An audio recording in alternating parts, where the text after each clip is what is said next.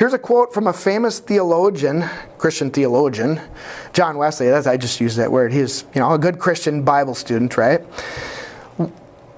That might help those kinds of people believe.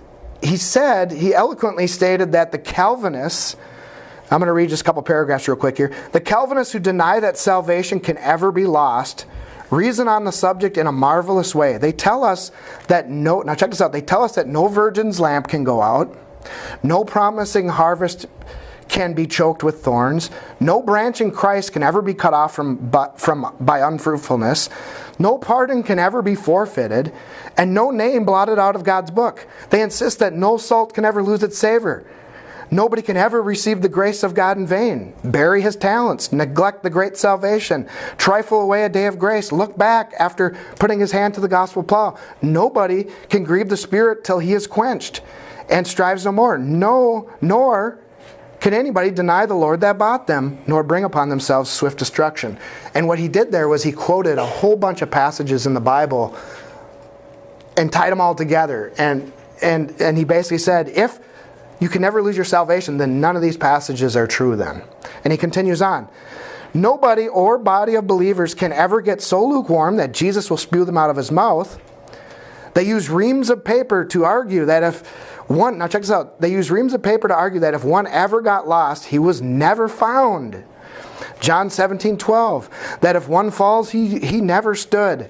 Romans 11:16-22, and Hebrews 6 verses 4-6, it says, if one was ever cast forth, he was never in.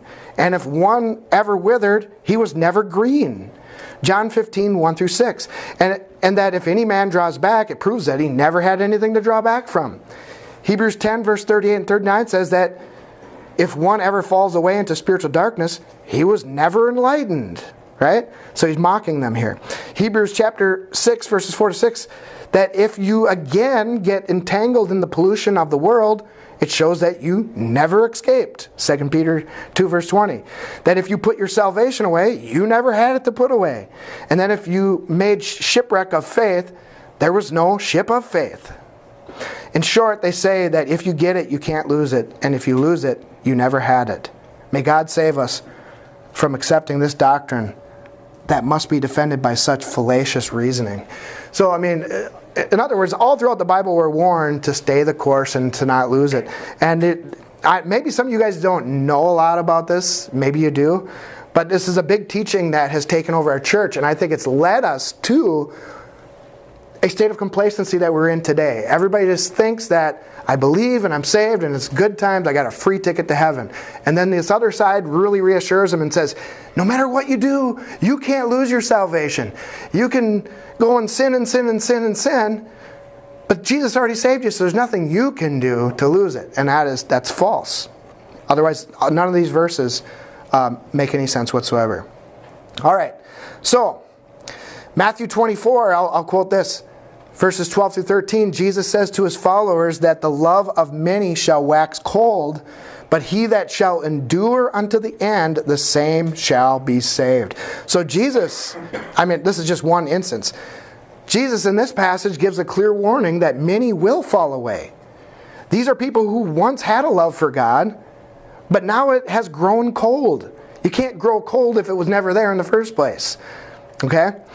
But those who remain faithful unto the end will be saved. Okay, there's another word for this. Those who remain faithful unto the end, it is the word overcome. If you overcome, then you will be saved.